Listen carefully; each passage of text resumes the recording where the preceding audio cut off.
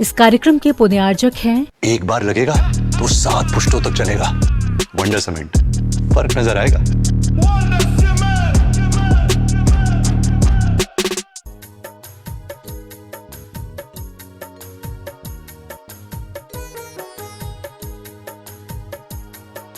ओकारं बिंदु संयुक्तं नित्यं ध्यायन्ति योगिनः कामदं मोक्षदं चैव ओंकाराय नमो नमः। अविरल शब्द घनो व प्रक्षालित सकल भूतल कलंका मुनिविरूपाशुद्ध तीर्था सरस्वती हरतनो दुरितम् अज्ञानतिमिरान्धानां ज्ञानाञ्जनशलाकया चक्षुरुन्मीलितं येन तस्मै श्रीगुरुवे नमः। परम गुरुभ्यो नमः। परम्पराचार्य गुरुभ्यो नमः। सकल कलश विध्वंसकं श्रेयसां परिवर्धकं धर्म संबंधकं भव्य जीवमन प्रतिबोधकारकमिदं शास्त्रं श्री रत्नकर्णक श्रावकाचार्य नामधेयम्। अस्य मूल ग्रंथकर्तार श्री सर्वज्ञ देवाः तदुत्तर ग्रंथकर्तार श्री गणधर देवाः प्रतिगणधर देवाः तेषां वचोनुसारमासाद्य श्रीमद् आचार्य प्रवर श्री समन्तभद्रदेवैर्विरचितं मंगलम भगवान वीरो मंगलम गौतमो गणे मंगलम कुंदकुंदाद्यो जैन धर्मोस्तु मंगलम सर्वमंगलमांगल्यम सर्वकल्याणकारकं प्रधानं सर्वधर्माणां जैनं जैतशासनम्। कोटिशतं द्वादशैव कोटो लक्षाणि शेतेस्त्रिदिकानि चैव पञ्चाशदष्टोच सहस्रसङ्ख्यमेतत्श्रुतं पञ्चपदं नमामि। अरहन्तभास्यत्तं गणहरदेवैः गन्तीयं सम्मं प्रणमामि भक्तियुक्तो सुदनान्महो वैं शिरसा इच्छामि वन्ते सुदभक्ति कावसुगोकोदस्सालोच्यम् अंग वंग पैनय पाउडय पर्यम्य सुत पणमानि वोग पूगय चूलिया केव सुततय तुदम कायम सैनिचकल मंचे में पूजे में वंदामि नमुमसामि दुख खो कमखो भूलाओ सुगय गमनम समाय मरणम जिनुगुण संपत्ति होदमध्यम। अथ पौर्वाणिक आचार्य वंदनायां श्रीमद् आचार्य भक्ति कायु सर्गम करोमि। श्रुतजलधिपारगेभ्य स्वपरमत विभावना पटुमतिभ्य सुचरितपूर्णदेभ्यो नमो गुरुभ्यो गुणगुरुभ्य। 36 गुण समग्रे पंचमे आचार करण संदर्शे शेषानुग कुशले धम्मायिरे सदा वंदे गुरुभक्ति संजमेनय तरंत संसार सायरम घोरम चिन्नन्ते अट्टकं मम जन्मन मरणं न पावेन्ते ये नित्यं व्रतमंत्र होम निरता ध्यानाग्निहोत्राकुला षट्कर्मा विरतास्तपो धनदना साधु क्रिया साधव शील प्रावरणा गुण प्रहरणा चंद्रार्क तेजोदिकाः मोक्षद्वारकपाटपाटनभटाः प्रीणन्तु मां साधव गुरुव पान्तुनो नित्यं ज्ञानदर्शन नायकाः चारित्राणवगम्भीरा मोक्षमार्गोपदेशकाः इच्छामि वन्ते आयुर्वत्ते कावसुको को दुस्सालोचे सम्मनान समदंसन संसर्जुत्तानं पंचमे आचाराणाम् आयुर्यानम् आयारादि सुदनानोपदेशयानम् वज्झायानम् हिरयन गुणपालयानम् सौसानम् सैनिचकल मंचे में पूजे में वंदामि नमुमसामि दुख खो कमखो भूलाओ सुगय गमनम समाय मरणम जिनुगुण संपत्ति होदमध्यम। नमः श्री वर्धमानाय निर्धूत कलिलात्मने साधुकानां त्रिलोकानां यद्विद्यादर्पणायते।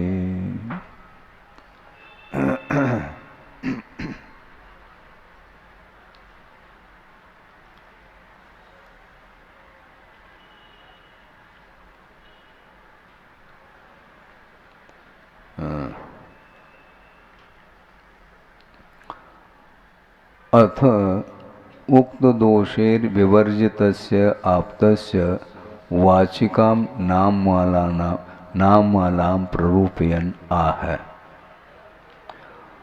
अब कहे गए दोषों से रहित जो आप्त हैं उनके वाचक जो नामावली हैं उनकी प्ररूपणा यहाँ पर की जा रही है।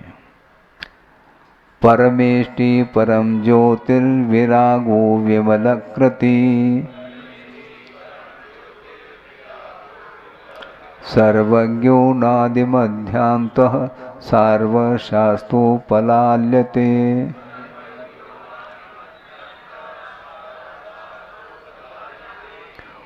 परमे इंद्रादीनां वंदे पदे तिष्ठति इति परमेष्टि। परमेष्टि का स्वरूप स्पष्ट कर रहे हैं टीकाकार। परम अर्थात इंद्रादिकों के द्वारा भी जो वंदनीय पद होता है, उस पद में जो स्थित हैं उनका नाम परमेष्टि है। इंद्रादिकों के द्वारा भी इनकी आराधना की जाती है। वैसे देखा जाए तो पंच परमेष्टि हुआ करते हैं, किंतु यहाँ पर प्रसंग में आपका वो वर्णन चल रहा है, इसलिए वे आप अर्थात भगवान परम पद में ठहर रहे हैं या स्थित हैं, इस अपेक्षा से उनको परमेष्टि ये संज्ञा दी गई है। अब सोचो, इंद्रादिकों को प्रमुखता दी गई है, हम और आप अर्थात मनुष्य गति के लिए नहीं दिया, क्योंकि विशिष्ट वैभव से संपन्न जो होते हैं वे इंद्रादिक होते हैं, और जितने भी कल्याणक मनाने के लिए आते हैं तो वहाँ पर इंद्रादिक ही आते हैं और कल्याणक मनाते हैं महोत्सव के रूप में। और दूसरी बात यह है कि सामान्य रूप से जो साधक होते हैं, जो कि साधना करते हैं, वो भी रत्नत्रय की आराधना करते हुए केवल ज्ञान को उपलब्ध कर लेते हैं।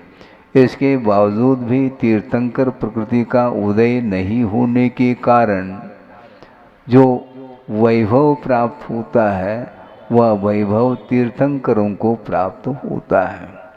और दूसरी बात, ये जो वैभव है, ये जो समोषण आदि की जो रचना की गई है, वह इंद्र की आज्ञा के द्वारा जो कुबेर होता है वह इन समोषण की रचना कर लेता है। और समोषण की रचना स्वयं कुबेर कर रहा है, किंतु उसका उपभोग करने के लिए कुबेर और इंद्र के पास भी वह पुण्य नहीं है कि उस वैभव का वह उपभोग कर सके। रचना तो उसने की है, लेकिन वह वैभव कुबेर का नहीं माना जाता, किंतु तीर्थंकरों का माना जाता है। और वे पांचों कल्याणकों में उपस्थित होते हैं और विस्मित होते हैं। ये वैभव और किसी के पास भी उपलब्ध नहीं हो सकता। और 2 आँख को धारण करने वाला वह इंद्र 1000 आँख लगा करके विक्रिया के माध्यम से प्रभु का दर्शन करते हैं और अपने आप को धन्य मानते हैं। तो अन्य गति में जो इंद्रियजन्य वैभव प्राप्त नहीं होता, जो कि देव गति में प्राप्त होता है, किंतु ऐसे इंद्रादिक जो देव हैं वे भी नमस्कृत हो जाते हैं, उनके द्वारा भी प्रभु नमस्कृत होते हैं, वंद्य हैं वो। इसलिए उस पद में विराजमान होने से उनको परमेष्टि की संज्ञा दी गई है। परम निरावरणम परम अतिशय प्राप्तम ज्योति ज्ञानम यस्य असो परम ज्योति। परम अर्थात निरावरण, आवरण से रहित और परम अतिशय को प्राप्त जो ज्योति अर्थात ज्ञान जिसके पास है वह परम ज्योति है। ज्ञान को ज्योति की उपमा क्यों दी है? क्योंकि ज्ञान स्वपर प्रकाशी कहा है। ज्ञान अपने आप को भी प्रकाशित करता है और अन्य वस्तुओं को भी प्रकाशित करता है। और केवल ज्ञान में ये विशेषता है कि वह ज्ञान पदार्थ के पास नहीं जाता, न पदार्थ ज्ञान के पास आते हैं। यथावत अपने अपने स्थान में अवस्थित हैं सारे सारे पदार्थ, किंतु केवल ज्ञान के वह विषय बनते चले जाते हैं। एक और विशेष मैं आपके सामने रखना चाहता हूँ, वह ये है कि आकाश अनंत प्रदेशी है और उसमें लोकाकाश खड़ा है, और लोकाकाश के जो बाहर है उसको अलोक आकाश बोलते हैं, क्योंकि जीवादि पदार्था यत्र अवलोक्यन्ते स लोकः, जहाँ पर जीवादिक पदार्थ पाए जाते हैं उसका नाम लोक है, और उस लोक से बहिर्भूत जो आकाश है उसको अलोक बोलते हैं। वहाँ पर कोई भी नहीं जा सकता। जीव लोकाकाश में विद्यमान है, पुद्गलादिक द्रव्य भी लोकाकाश में, धर्म अधर्म और काल ये सारे सारे लोकाकाश में हैं, और प्रभु भी लोकाकाश में ही विद्यमान हैं। किंतु अलोक आकाश में प्रभु गए हैं क्या? नहीं गए, किंतु यहीं पर बैठे बैठे अलोक आकाश का भी ज्ञान उन्हें हो रहा है। दर्पणायते, वह जान ही रहे हैं, और अलोक आकाश लोकाकाश में नहीं आ रहा है। सब अपने अपने यथावत स्थान में ही अवस्थित पदार्थ हैं। इसके बावजूद भी केवल ज्ञान में ये क्षमता है उन सभी पदार्थों को प्रतिबिंबित कराने की क्षमता, प्रतिबिंबित होने की क्षमता तो पदार्थों में है, और प्रतिबिंबित कराने की क्षमता केवल ज्ञान में है। इसलिए ये ज्ञान की विराटता मानी जाती है। इसके बाद भी एक आश्चर्य का विस्मय का विषय ये है कि उन्हें विस्मय नहीं होता। हम और आपको तो विस्मय हो रहा है, वो कैसे जानते होंगे, किंतु जानने की आकुलता फिर भी उनके अंदर है नहीं, और छद्मस्त अवस्था में हमेशा पदार्थ को जानने की आकुलता बनी रहती है। इसलिए निराकुल भाव के साथ ही वह चारित्र का परिणमन इतना उच्चतम परिणमन होता है, वह केवल ज्ञान को प्रकट कराने में सक्षम सिद्ध होता है। आकुलता निराकुल भाव के साथ साधना करने के लिए कहा जा रहा है। ये आकुलता क्यों है? क्या पदार्थ को हम नहीं जानते मान लो तो हमें केवल ज्ञान उत्पन्न नहीं होगा क्या? क्या छद्मस्त ज्ञान के माध्यम से सभी पदार्थों का ज्ञान हो रहा है क्या? नहीं हो सकता, बल्कि गणधर परमेष्टि को भी समस्त पदार्थ का ज्ञान नहीं है। द्वादशांग की रचना जरूर उन्होंने की है, किंतु वह द्वादशांग रूप जो ज्ञान है उसमें संपूर्ण पदार्थों की जानकारी उस ज्ञान के द्वारा नहीं हो सकती, क्योंकि पदार्थ अनंत हैं और द्वादशांग सीमित है। वो सीमित ज्ञान के द्वारा अनंत पदार्थ का बोध कैसा संभव है? नहीं हो सकता। जब गणधर परमिष्टि को भी संभव नहीं, तो हम और आपके लिए कहाँ तक संभव है? इसलिए जहाँ तक ज्ञान हो सकता है वहाँ तक कर लें प्रयत्न के साथ, कोई बाधा नहीं। किंतु अनंत पदार्थ के प्रति श्रद्धा न होना चाहिए, ये मुख्य बात तो ये है। हाँ हाँ हाँ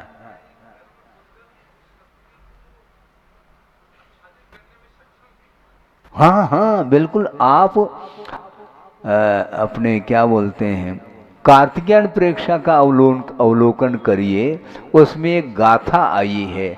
वह आपकी जिज्ञासा के अपेक्षा से उस गाथा को प्रासंगिकता देते हुए आपके सामने विषय रखना चाहते हैं। काव्य अव्वा दीसदी पुग्गल दव्वस एरसी सती, केवल नान सहाहो विनाश वो जाय जीवस्स, का अपि अपूर्वा शक्ति दृश्यते पुद्गल द्रव्य। पुद्गल द्रव्य की ऐसी कोई अपूर्व शक्ति है जिस शक्ति के माध्यम से जीव का जो केवल ज्ञान स्वभाव है वह आच्छादित हुआ है, बल्कि आच्छादित हुआ नहीं, वह अनंत काल से वह केवल ज्ञान आच्छादित ही है। बहुत कठिन है। इसी का नाम मोहिनी कर्म। आवरण, ज्ञान के ऊपर जो आवरण आता है वह किस कर्म के उदय से आवरण आता है, बता सकेंगे? है? इसलिए मैं पूछ रहा हूं। ये तो है ही, ज्ञानावरणी कर्म के उदय से ज्ञान आच्छादित होता, मैं मानता हूं। किंतु ज्ञानावरणी कर्म का क्षोभम होने के बाद भी वह अज्ञान दूर नहीं होता। समस्या खड़ी हो गई। 18 भेद किए हैं क्षयोपशमिक भाव के, उसमें 3 अज्ञान लिया, तो वहां पर ज्ञाना भाव का नाम अज्ञान नहीं, किंतु दर्शन मुनि के उदय के कारण वह ज्ञान विपरीत रूप में परिणमन कर रहे हैं। इससे स्पष्ट है ज्ञान को आवरणित करने वाला कर्म मिथ्या तो भी है। ज्ञानावरणी कर्म के उदय से ज्ञान नहीं हो पाता, ये अलग विषय, किंतु ज्ञानावरणी कर्म का क्षोभम होने के उपरांत वह ज्ञान तो प्रकट हुआ है, इसके उपरांत भी उसके ऊपर दर्शन मुनि का आवरण है। उसके कारण इसलिए इसका भी अनावरण होना अनिवार्य सिद्ध होता। उसके बिना समीचीन पदार्थ का बोध नहीं हो सकता और पदार्थ के ऊपर समीचीन श्रद्धान भी संभव नहीं है। इसलिए 2 तरह के आवरण हैं। और पूज्यपाद स्वामी ने, जहाँ तक मुझे स्मरण है, इष्टोपदेश अथवा समाधि तंत्र 2 ही तो उनकी कृति हैं अध्यात्म परक, उसमें बात आई है कि मोहेन समृतम ज्ञानम स्वभावम लभते नहीं। मोह से आच्छादित जो ज्ञान है वह स्वभाव को उपलब्ध नहीं कर सकता। मोहेन समृतम ज्ञानम स्वभावम लभते नहीं, मत्तः पुमान पदार्थानाम यथा मदन को द्रवै। मदन को द्रवै मत्तः पुमान यथा पदार्थानाम स्वभावम नहीं लभते, तथैव मोहेन समृतम ज्ञानम अपि स्वभावम नहीं लभते, ऐसा कहा है। इसलिए स्वभाव तक पहुंचने के लिए मोह का आवरण जो पड़ा हुआ है उसको भी दूर करने की आवश्यकता है। और यह आवरण कहाँ तक चलता है? मात्र दर्शन मुनि का ही आवरण नहीं, किंतु चारित्र मुनि का भी आवरण है, जो कि पूर्णतः दर्शन मुनि और चारित्र मुनि जो कर्म है उनका जब तक पूर्णतः उपशम अथवा क्षय को प्राप्त न हो तब तक वह आत्मा का संवेदन, शुद्ध आत्मा का संवेदन नहीं कर सकता, जिसको सिद्धोपयोग की संज्ञा दी गई है।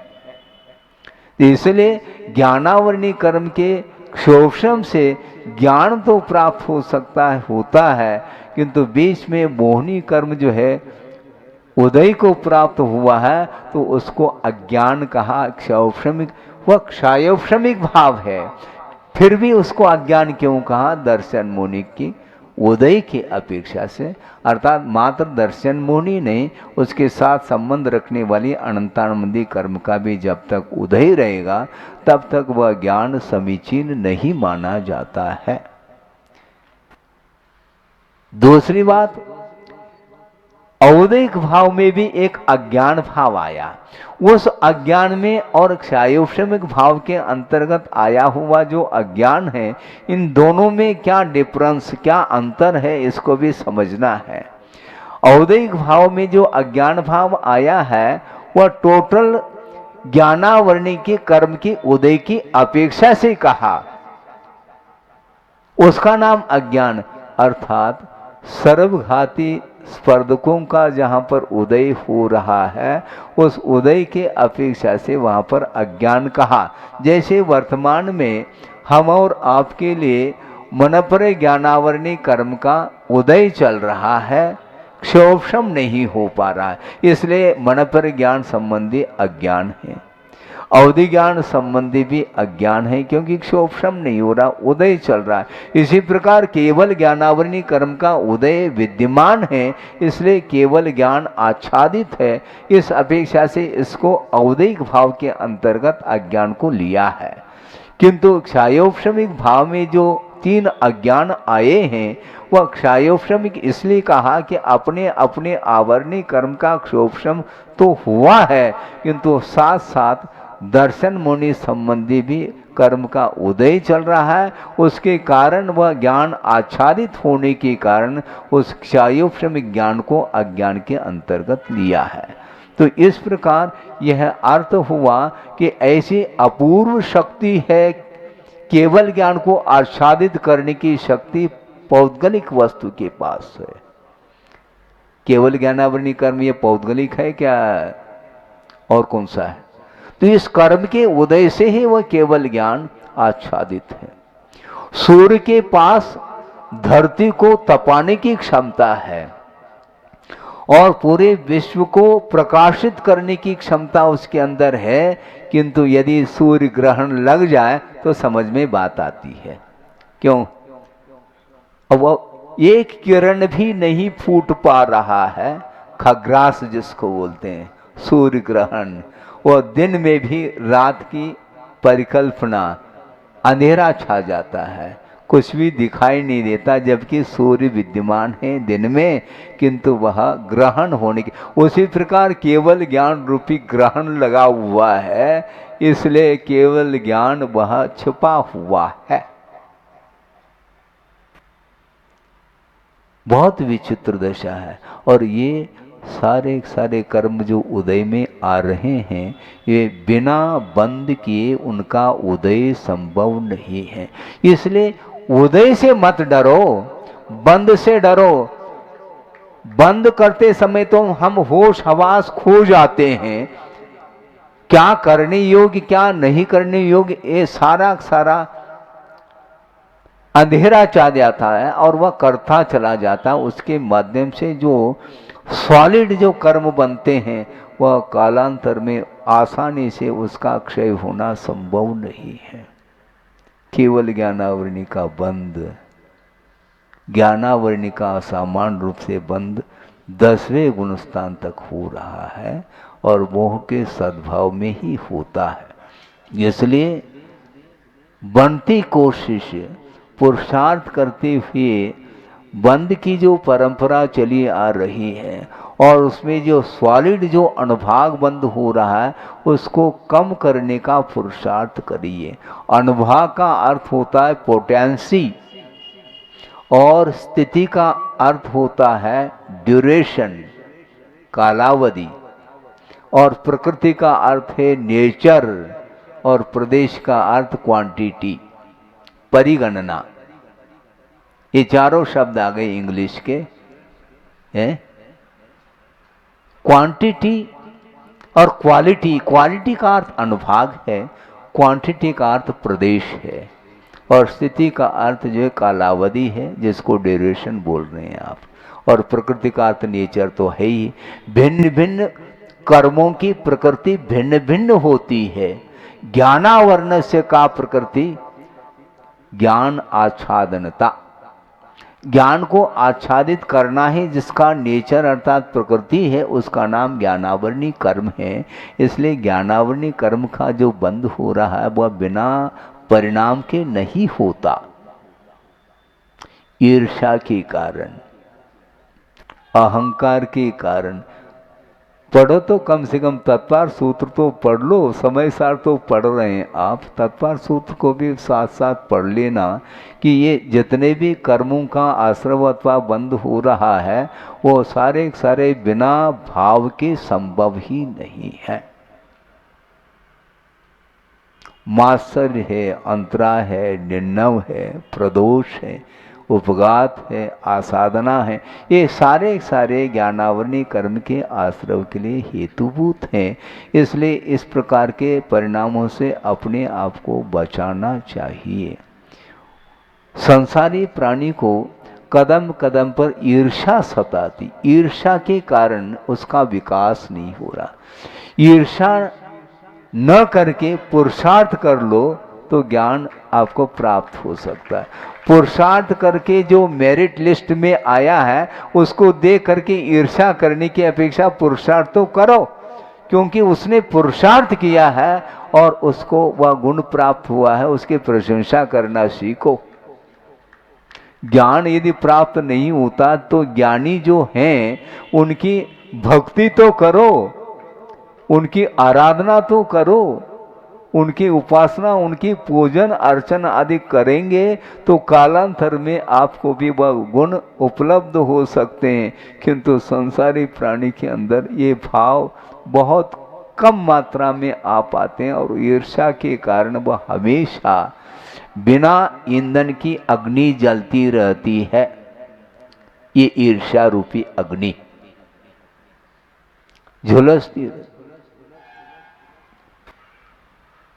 बहुत कठिन काम है। इसलिए आचार्य कहते हैं करने योग्य कार्य करो, इधर उधर देखेंगे तो निश्चित रूप से तुम्हें विषाद का अनुभव हो सकता है, दीनहीनता का अनुभव मन में आ सकता है। उधर नहीं जाना अपने को, इधर उधर न जा करके अपनी थाली में जो आया है उसको ग्रहण करिएगा। हाँ, इधर उधर देखता, इधर उधर देखने से फिर दीनहीनता आ जाती है। और जिसने प्राप्त कर लिया है और जिसके पास वह उपलब्ध नहीं, उसको देख करके उसको आनंद आता है। उसके पास जो संपदा है उसका आनंद नहीं उसको, जिसके पास वह संपदा नहीं है उसको लेकर के उसको सुख का अनुभव हो रहा है। इसको बोलते हैं इनडायरेक्टली दूसरे को दुखी दे करके उसको सुख का अनुभव हो रहा है। ये सब क्या है? ये नहीं होना चाहिए। यदि जिसके पास है तो वो उदारता के साथ दूसरे को देने का पुरुषार्थ करो, जिसको दान बोलते हैं। नहीं, उसका कर्म का उदय मैं क्या कर सकता हूँ। अच्छा, बहुत अच्छी बात है, आपके लिए भी वह नौबत आ सकती है। हाँ, वह क्षण आपके जीवन में भी आ सकते हैं जिस समय तुम भी दीनता का अनुभव करोगे, क्योंकि अप डाउन होता रहता है। इसलिए ये सारे मोहजन्य परिणाम होने के कारण ही वह केवल ज्ञानावरणी कर्म आच्छादित है, ऐसा कहा। इसलिए मेरे ख्याल से आपकी जिज्ञासा का समाधान तो आगम के माध्यम से दिया है, अपने मन से नहीं दिया। ऐसी कोई अपूर्व शक्ति है जो कि उस केवल ज्ञान को आच्छादित करने की क्षमता उसके अंदर है। और इस प्रकार की प्रकृति आई कहां से? अपने ही परिणाम के द्वारा उन वर्गणाओं में अनुभाग और नेचर पड़ा हुआ है। मतलब अपने आप कुछ नहीं होता है, आपके द्वारा कर्म का अर्जन हो रहा है। कर्म अपने आप आते नहीं, चिपकते नहीं। आपके अंदर रागाधिक भाव है तो वो कर्म रूपी धूलिकण आ करके वह चिपक जाएंगे और पता नहीं कितने काल के लिए वो चिपकते रहेंगे। सागरोपम आयु तक, कोड़ा कोड़ी सागर तक वह कर्म चिपका रहता है।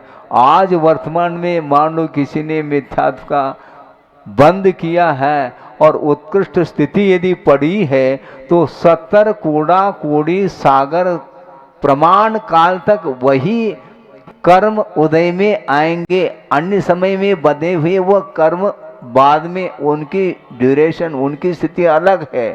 हाँ, एक समय में, ये बहुत अच्छा विषय है, एक समय में कितने क्वांटिटी के रूप में कर्म आकर के आत्मा के साथ संबंध को प्राप्त होते हैं। तो आचार्य कहते हैं अभव्य राशि से अनंत गुणे।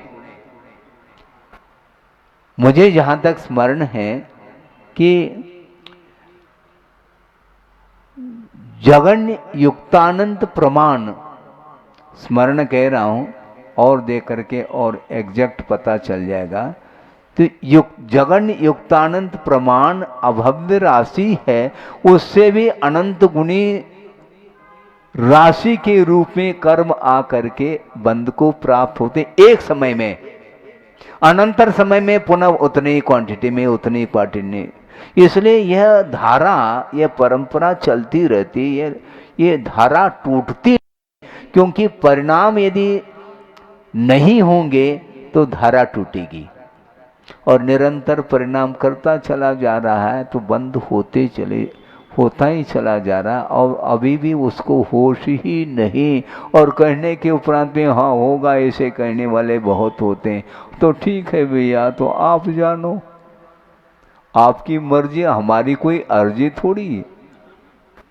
हमारी अर्जी को कौन स्वीकार कर रहा है? भगवान की वाणी को भी साइड में रख रहा है और आंग मूंद करके वह चलता चला जाता है।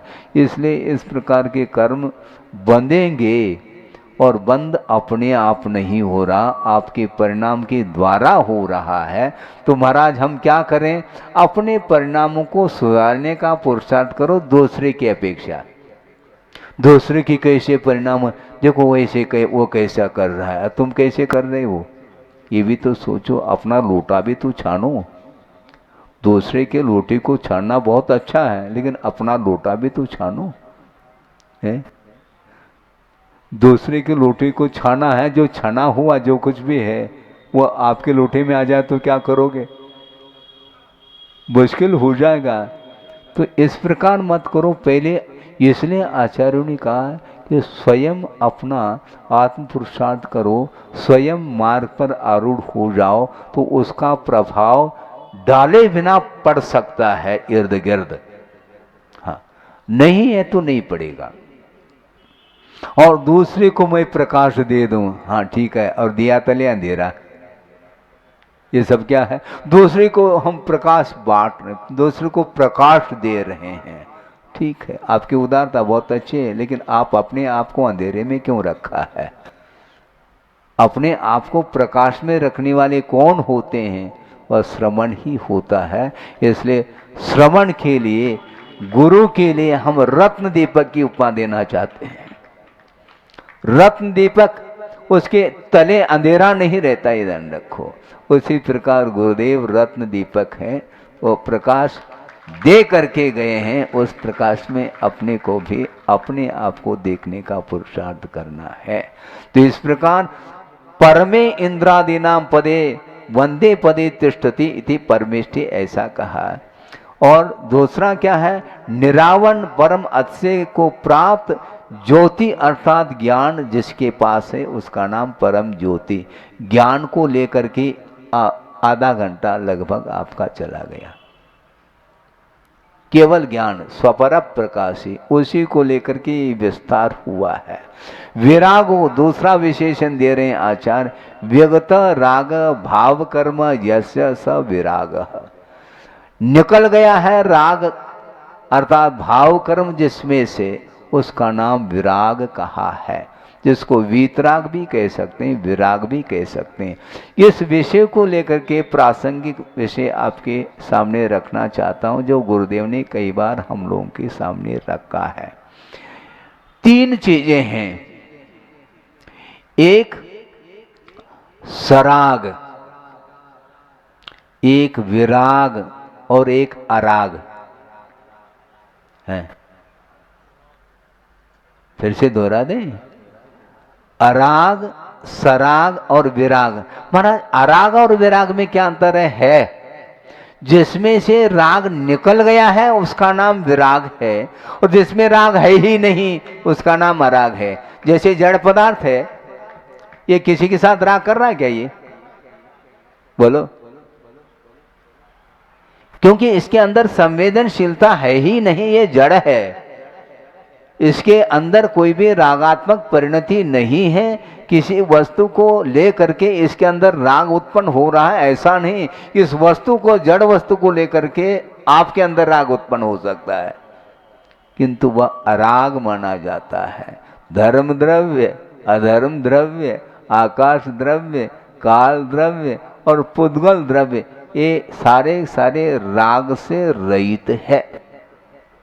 और कौन रागी है? वह जीव ही रागी होता है, और राग यदि निकल जाए तो वही विराग माना जाता है।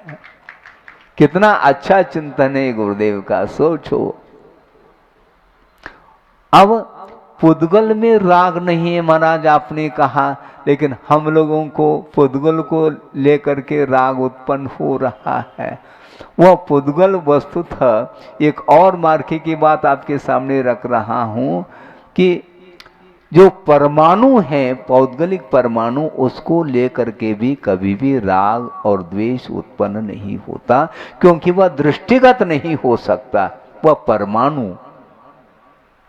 परमाणु दृष्टिगत हो रहा, परमाणु किसी भी इंद्रिय का विषय नहीं बन सकता। परमाणु का स्पर्श संभव नहीं, ना परमाणु को चख सकते हैं, ना उसकी कोई गंध उसको सूंघ सकते हैं, न परमाणु को देख सकते हैं, कुछ भी नहीं। और शब्द जो पकड़ में आ रहे हैं वह परमाणु नहीं, वह भी स्कंद है। तो स्पर्श रस गंध वर्ण वाला जो पुद्गल द्रव्य है, किंतु वह परमाणु के रूप में परिणमन कर रहा है, तो वह आपके राग को उत्पन्न कराने में वह सक्षम नहीं है। यानी उसके निमित्त से हमें राग और द्वेषादिक भाव उत्पन्न नहीं हो सकते। तो मन में जो कलुषता आ रही है, वह पौद्गलिक जो स्कंदात्मक जो पदार्थ है, उसको लेकर के ही राग द्वेषात्मक भाव उत्पन्न हो रहे हैं। ये आपका शरीर क्या है? परमाणु है क्या? यह तो असंख्य परमाणु का वह पिंड है, इसलिए पिंड नहीं छूट रहा है। हाँ, परमाणु हो तो पिंड छूट जाएगा, क्योंकि उसका पिंड बनता ही नहीं है। परमाणु तो परमाणु है, इसलिए शरीर की ओर दृष्टि गई तो हर्ष विषाद राग द्वेष आदि उत्पन्न होते। मेरा शरीर गौर वर्ण का है, ऐसा रूप तो किसी के पास नहीं है, इसलिए रूप को लेकर के मद चालू हो गया, शुरू हो गया वो। और परमाणु हो तो नहीं होगा। सोचो ये सब क्या है? जो कुछ भी हर्ष विषादात्मक परिणति है, वह पौद्गलिक स्कंद के माध्यम से यह उत्पन्न हो रहा है, रागादिक भाव। इसलिए सराग अर्थात राग से जो सहित होता है संसारी प्राणी, उसको सराग कहा। और जिसके अंदर से राग निकल गया है, समाप्त हुआ हो गया, उसको विराग बोलते हैं। और जिसके अंदर राग पहले से ही नहीं है, उसको अराग कहा है। भाव कर्म का नाम यहां पर राग कहा। और राग का जो संबंध है वह तादात्म्य है। फिर से दोहरा रहा हूं, क्योंकि आत्मा के साथ जो राग का संबंध है वह गुण गुणी के समान संबंध उसका है, लेकिन यह वैभाविक भाव होने के कारण वह तादात्म्य संबंध होते हुए भी वह वैभाविक तादात्म्य के अंतर्गत आता है। वह स्वभाव नहीं। राग करना द्वेष करना आत्मा का स्वभाव नहीं। यदि स्वभाव मानेंगे तो हमेशा राग द्वेषात्मक परिणति बनी रहेगी, फिर मोक्ष पुरुषार्थ करने की कोई आवश्यकता नहीं पड़ती। इसका अर्थ है कि राग द्वेष करना आत्मा का स्वभाव नहीं है। और किसी ने क्रोध कर लिया, किसी ने किसी को पीट लिया, आत्मा का स्वभाव थोड़ी है। ऐसा वो बोल रहा है, फिर ये कार्य क्यों हुआ तुम्हारे द्वारा? ये वैभाविक भाव ये आत्मगत परिणाम है, आत्मा के परिणाम है। इसका स्वामी आत्मा है, इसलिए दुख जो उत्पन्न हो रहा है, जिसने भाव किया है और उस भाव के माध्यम से कर्म का अर्जन करने के फलस्वरूप कालांतर में जब उसका उदय आता है तो उसी को दुख का अनुभव करना पड़ता है। कर्म आप बांधे और दूसरी को दुख उत्पन्न हो जाए, ऐसा थोड़ी होता है? देवाई का बंद आप कर लो और स्वर्ग कोई दूसरा चला जाए। नरकाई का बंद कोई कर रहा है और नारकी कोई दूसरा बन रहा है, ऐसा थोड़ी होता है। इसमें कोई भी लेन देन नहीं होता, आदान प्रदान कर्मों का नहीं होता है। नो कर्म का आदान प्रदान होता है। शादी में प्रदान कर लेते हैं, वर्ण लाभ होता है कि नहीं, संबंध आदान प्रदान। अब दुकान में करते क्या आप? यानी बाहरी जो कुछ भी भौगोलिक वस्तु हैं उन्हीं का जो है ना ग्रहण करना, क्रय विक्रय इन दोनों का होता रहता है। किंतु ये जो भाव हैं इनका आदान प्रदान नहीं, स्वयं ही अपने परिणाम उत्पन्न होते हैं बाहरी वस्तुओं के निमित्त को लेकर के। किंतु बाहरी वस्तुओं के निमित्त से रागादिक भाव अनिवार्य रूप से हो नियामक नहीं है। इसलिए आप पुरुषार्थ करिएगा तो धीरे धीरे राग से आप ऊपर ऊपर उठ सकते हैं। और कई बार ये भी स्पष्ट किया है, बार बार करने की आवश्यकता नहीं है। धर्मानुराग और विषयानुराग दो तरह का तो होता ही है, किंतु विषयानुराग जो है वह संसार के लिए कारण है और धर्मानुराग वह परंपरा से मुक्ति के लिए कारण है, ऐसा कहा है। विमलः, विमल का अर्थ क्या है? विनष्ट मल द्रव्य रूप मूलोत्तर कर्म प्रकृति प्रपंच यस्य स विमलः। विमल का अर्थ नष्ट हो गया है। मल अर्थात द्रव्य रूप जो ज्ञानावरणादिक जो कर्म प्रकृतियों का जो विस्तार है वह समाप्त जिसके पास से हुआ है वह विमल माना जाता है। इसलिए प्रभु विमल भी है और विराग भी है। विमल और विराग में ये एकार्थवाची शब्द नहीं है, लेकिन प्राय करके विमल का अर्थ निर्मल कहा जाता है और विराग का अर्थ क्या? राग का अभाव हुआ। किंतु भाव कर्म का अभाव होने के फलस्वरूप उसकी संज्ञा विराग रूप दी जा रही है और ज्ञानावरणादिक जो द्रव्य कर्मों का जो विनाश हुआ है उस अपेक्षा से उनको विमल यह संज्ञा दी जा रही। ये सारे ये नामावली है। ये किसके हैं? ये आप्त के भगवान के ही नाम हैं। भगवान को ही परमेष्टि कह रहे, उन्हीं को परम ज्योति कह रहे, उन्हीं को विराग कह रहे और उन्हीं को विमल कह रहे हैं। नहीं, वो कर सकते हैं आप, किंतु आप के लिए भी इसलिए घटित होता है मुख्य रूप से वस्तुतः जो मलिनता आती है आत्मा में वह मोह की अपेक्षा से आती है और मोह का अभाव हो चुका है। क्योंकि इधर ये भी तो कहा ना विरागो कहा, तो विराग जो वितरागता आई है, मल समाप्त हो गया तो वो भी तो विमल भी तो माने जाएंगे, वही माने जाएंगे और क्या। ये वस्तुतः विमल जो है ना ये व्यापक है और विराग वो भी तो है, वो नहीं है क्या? वो भी तो विराग है, किंतु यहाँ पर आप्त में घटित किया जा रहा है विवक्षा बना करके। इसलिए ये विमल ये सर्वज्ञ भगवान है, क्योंकि घातिया कर्मों से ऊपर उठ चुके हैं। अन्य जितने भी कर्म हैं उनका उपयोग के ऊपर कोई भी प्रभाव नहीं होने के कारण उनको विमल करने में कहीं कोई भी बाधा नहीं है। हाँ, कृति का अर्थ क्या है? खोल रहे हैं, निशेष हेयोपादे तत्वे विवेक संपन्न कृति। संपूर्ण रूप से हे और उपादेय तत्व में जो विवेक जिन्हें प्राप्त हुआ है उनको कृति बोलते हैं। कृति का अर्थ कृतकृत्य भी होता है। अर्थ लिया है आचार्यों ने, कर्तुम योग्यम कार्यम येन कृतः स कृतकृत्यः।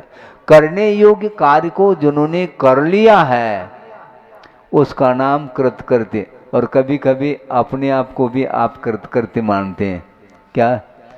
कन्या का संबंध हो गया महाराज, हम हल्का हो गए, अभी तक बहुत टेंशन में थे, तनाव में थे, बहुत विकल्प सता रहा था, काफ़ी दिन से वह मैं पुरुषार्थ कर रहा था, योग अब बैठ गया, अब वह करने योग्य हमने कार्य कर लिया। इस प्रकार व्यवहार की भूमिका में भी आप प्रयोग करते हो, किंतु वह ठीक नहीं है। करने योग्य कार्य क्या है? संपूर्ण रूप से हे और उपादेय तत्व में जब विवेक प्राप्त हो जाता है उसका नाम कृतकृत्य कहा है। विवेक, पूर्णता विवेक मोह के अभाव में ही संभव है और मोह के सद्भाव में न्यूनाधिकता को लेकर के विवेक आ सकता है। जो नादान लड़का है उसके अंदर विवेक नहीं आया है और आप समझदार है इसलिए आप विवेक संपन्न हैं, किंतु पूर्ण रूप से विवेक आपके अंदर भी नहीं है, क्योंकि पर वस्तु का ग्रहण किया जा रहा है, वह विवेक थोड़ी माना जाता है? सम्यक दर्शन प्राप्त होने के उपरांत आपका ज्ञान वह विवेकशील है क्या? नहीं। श्रद्धान की अपेक्षा से कह दो, किंतु वह सम्यक ज्ञान होने के बाद भी पर वस्तु को ग्रहण करने का भाव फिर भी बना रहता, इसी का नाम पूर्णतः विवेक का अभाव माना जाता है। अर्थ ऐसा लगाना चाहिए, आगमिक अर्थ यही। इसी प्रकार ये वस्तुतः पूर्वा पर विचार करके प्रासंगिक अर्थ को निकालने की कुशलता होनी चाहिए, नहीं है तो वह पूरा पूरा विवेक नहीं माना जाता है। हे होते हुए भी सोचो, विचार करो, सम्यक दर्शन उत्पन्न होता है तो हे को हे के रूप में ही जान रहा है, उपादेय को उपादेय के रूप में ही जान रहा है और श्रद्धान का विषय भी बना रहा है। इसके बाद भी जब छोड़ने योग्य पदार्थ है उसको ग्रहण क्यों करते हो? बहुत बड़ा प्रश्न चिन्ह है। जब हे है तो उसको क्यों ग्रहण कर रहे हो? करना नहीं चाहिए। विवेक तो आपके पास आ गया, किंतु वह विवेक पूर्णतः नहीं आया। पूर्णतः कब आएगा? जब कृति बनेंगे, कृत्य बनेंगे तो पूर्णतः विवेक हमारे अंदर आ सकता है। बाकी सारे सारे न्यूनाधिकता को लेकर के ही विवेक से संपन्न है। वह नादान लड़का, उसके पास विवेक नहीं है, कहाँ पर बैठना, क्या खाना, क्या पीना, उसको कोई भी विवेक नहीं है। वह दुर्गंधित वस्तु को भी हाथ लगा सकता, हाथ में ले सकता है, इसके बाद भी उसको विवेक नहीं है। इसलिए माँ उसको संभालती रहती है। जब तक उसकी अवस्था शिशु के रूप में रहती है तब तक उसको सार संभालना, नहलाना, धुलाना आदि कार्य वह करती है, उसके अंदर कोई भी विवेक नहीं है। और नीला धुला करके अच्छे स्वच्छ वस्त्र पहना देती है और अपने हाथ से धूल को ले करके अपनी जेब भर लेता है। वो ये सब क्या है? ये खेल ही तो है। उसके लिए धूल ही खिलौना, मिट्टी ही खिलौना है। खेलने वाला बालक है, मिट्टी खिलौना है और वह खेल चल रहा है। किंतु थोड़ा सा यदि मान लो उसमें विकास हो जाता है तो खेल बदल जाता है। फिर मिट्टी के साथ खेलना पसंद नहीं करता, वह कंचे के साथ खेलना पसंद करता है। ये सब क्या है? खेल बदल रहे हैं, खिलाड़ी भी बदल रहा है, खिलौने भी बदलते चले जाते हैं। और थोड़ा विवेक आ गया तो क्या, फिर कैरम खेलना है, शतरंज है, अमुक है तमुक है, इसमें लगा रहता है। और इससे और ऊपर उठ गया, मान लो वृद्धावस्था आ गई, अब वह आंगन में बैठ करके, चबूते पर बैठ करके चार व्यक्ति बैठते हैं और कहाँ क्या चल रहा है राजनीतिक क्षेत्र में वह शुरू हो जाता है। वो ये सारे सारे खेल ही तो हैं। इसमें विवेक किसी के पास नहीं है, किंतु आप अपने आप को बहुत विवेकशील मानते हो, ये स्वयं ही मान रहे हैं आप। किसी ने आपको विवेक संपन्न कहा ही नहीं, क्योंकि मोह के साथ जिसका परिणमन है वह विवेक संपन्न हो कैसा सकता है? यदि उसको हम विवेक संपन्न मानेंगे तो उसको कृतकृत्य मानना पड़ेगा, उसको आप की संज्ञा देनी पड़ेगी, जो उचित नहीं है। कृतकृत्य, करने योग्य कार्य करो, नहीं करने योग्य कार्य को करता हुआ भी उसमें अपने आप को बहुत वह ज्ञानी आदि आदि उपाधि अपने आप को दे रहा है। दिया किसने आपको? अपने आप ही शाबाश। अच्छा, पीठ थपथपा रहा है, दूसरा थपथपाए तो फिर भी ठीक है, स्वयं ही पुरस्कृत कर रहा है अपने आप को। अपने आप की प्रशंसा करना छोड़ो। अपने आप की प्रशंसा नहीं, किंतु जो प्रशंसनीय हैं उनकी प्रशंसा करो। क्योंकि अपने आप की प्रशंसा करने वाला जो व्यक्ति है उसका पतन निश्चित है। कर्म सिद्धांत से कह रहा हूं मैं। क्या महाराज? सुनो, कर्म कांड में गोमट सार उठा लो, उसमें स्पष्ट आया है नीच गोत्र का बंध किससे होता है। तत्वसूत्र में भी वह विषय आया है और खुलासा की अपेक्षा से नीच गोत्र का बंध किन परिणामों से होता है, आप अलर्ट होकर के सुनिएगा, गौर ध्यान से सुनिए। नीच गोत्र के बंध के परिणाम कौन से हैं? तो आत्म प्रशंसा और दूसरे की निंदा। जो दूसरे की निंदा करने में लगा हुआ है और अपने आत्मा की प्रशंसा में लगा हुआ है, वह निश्चित रूप से नीच गोत्र का बंध करता है। और नीच गोत्र का बंध कभी भी सम्यक दृष्टि कर नहीं सकता, ये सिद्धांत है। अपने आप को जो सम्यक दृष्टि घोषित करना चाहता है वह पर की निंदा करना छोड़ दे तो मैं अच्छा मानता हूं। दूसरे की आलोचना क्यों करते हो? अपनी आलोचना करने वाला वह साधक माना जाता है।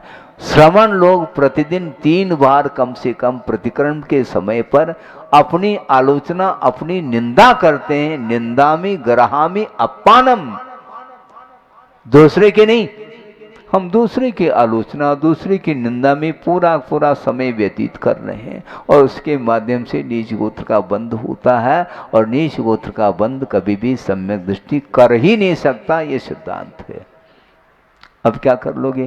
कितना समय निकल जाता है फिजूल निष्प्रयोजन दूसरे की निंदा में।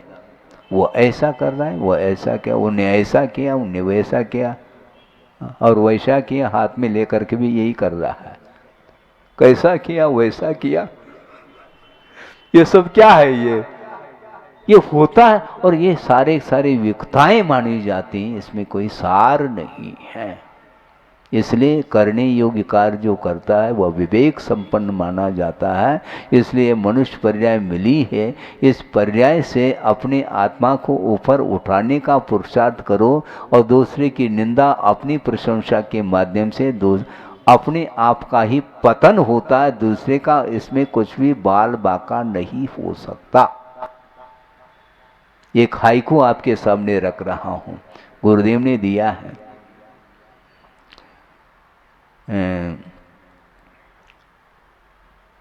तुमसे मेरे कर्म कटे, सुन रहे हैं आप? तुमसे मेरे कर्म कटे, मुझसे तुम्हें क्या मिला? श्रवण ये सोचता है तुमसे मेरे कर्म कटे, क्योंकि तुम निंदा कर रहे हो दूसरे की। तो वह श्रवण सोचता है तुम निंदा कर रहे हो, तुम्हारी निंदा से तो मेरे कर्म कट रहे हैं, किंतु इस मीतराग मुद्रा से तुम्हें क्या मिला? सब कुछ मिलना था, उससे वंचित हो गए तुम।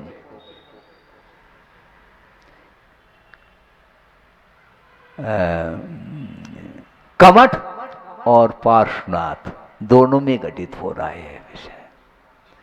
10 भव तक कमठ पार्श्वनाथ के पीछे पड़ा और निरंतर वो उपसर्ग करता रहा, किंतु पार्श्वनाथ सोच रहे तुमसे मेरे कर्म कटे, क्योंकि तुम मेरे केवल ज्ञान में निमित्त हो। क्योंकि तुम उपसर्ग नहीं करते तो मुझे केवल ज्ञान कहां से होता? इसलिए केवल ज्ञान में तुम सहयोग बन रहे हो और इसके बावजूद भी भगवान ने कमठ को गिफ्ट में क्या दिया? सम्यक दर्शन दिया। लास्ट में कमठ को पार्श्वनाथ के संवत्सरण में उनको सम्यक की उत्पत्ति हो जाती है।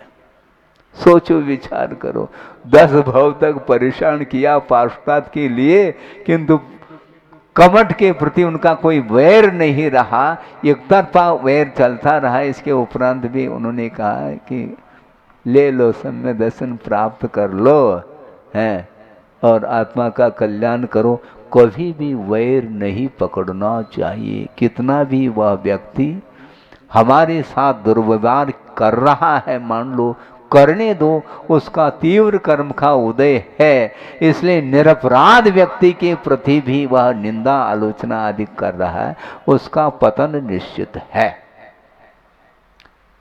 दूसरे की निंदा भी नीच गोत्र के लिए और अपनी प्रशंसा की भाव करने से भी नीच गोत्र का जो ख्याति में उलझा हुआ है वह कभी भी उच्च गोत्र का बंध नहीं कर सकता। आत्म प्रशंसा ठीक नहीं, प्रभु की प्रशंसा करो। अपनी प्रतिष्ठा की बात करते हो तुम, और प्रतिमा प्रतिष्ठित है उसकी अर्चना करो, तुम अपनी प्रतिष्ठा की क्यों बात करते हो?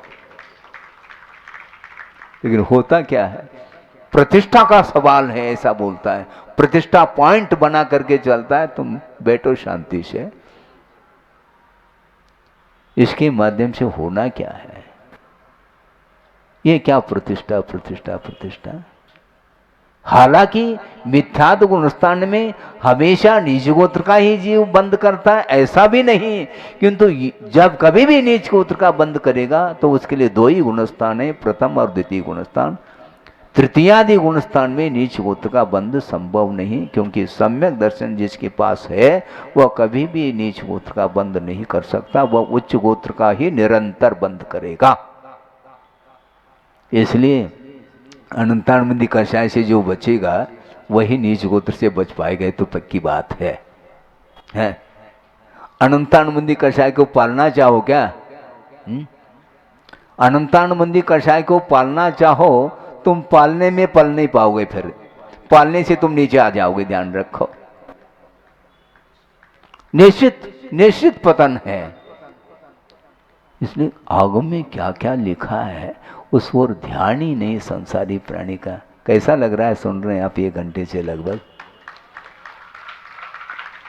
आप पढ़िएगा, आपके पास बुद्धि है, शार्प माइंड है, उसका उपयोग जैन आगम को पढ़ाने में लगाओ। शक्ति को, जो संचित शक्ति है उसको विषयों में मत लगाओ, कम से कम आगम का आलोड़न करो। आपका पुण्य का उदय है, इसलिए आगम आपके सामने रखा गया है। सारा समय विषयों में गमा देता है, इसलिए वह विवेक संपन्न नहीं हो सकता। इसको बोलते हैं कृति निशेष ही उपाधि तत्वे विवेक संपन्न, ऐसा कहा। संपूर्ण रूप से थोड़ा बहुत भी यदि अविवेक पल रहा है तो वह कृत्य नहीं माना जा सकता, कोई भी व्यक्ति हो। मध्य से रहित और अंत से रहित, जो आदि और अंत नहीं है तो मध्य की परिकल्पना नहीं संभव है। सुन रहे हैं आप? जहां आदि और अंत है वहीं पर मध्य की सेंटर पॉइंट वहीं पर बनता है, मिडिल पॉइंट जो उसको बोलते हैं। आदि और अंत हो तो बीच की परिकल्पना, और आदि अंत नहीं है तो मध्य की परिकल्पना समाप्त हो जाती है। हाँ, क्योंकि और छोर है ही नहीं तो मध्य कहां से आएगा? बन ही नहीं सकता।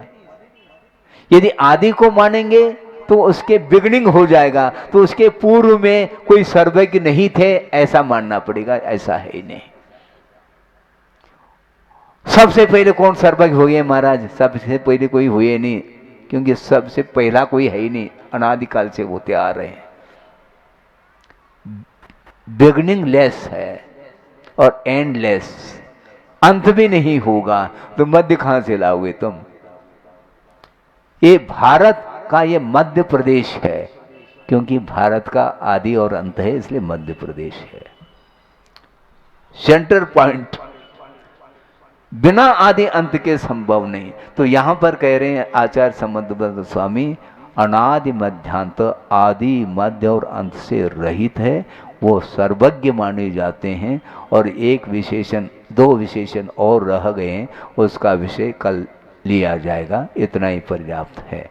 बोधि समाधि परिणाम शुद्धि स्वात्मोपलब्धि शिवशोक सिद्धि चिंतामणिम चिंतित वस्तुदाने त्वामंद मानस्य ममास्तु देवी। परम पूज्य आचार्य गुरुवर श्री विद्यासागर जी मुनि महाराज की। इस कार्यक्रम के पुण्यार्जक थे घर की लंबी इनिंग चाहिए वंडर सीमेंट लगाइए। वंडर सीमेंट, फर्क नजर आएगा।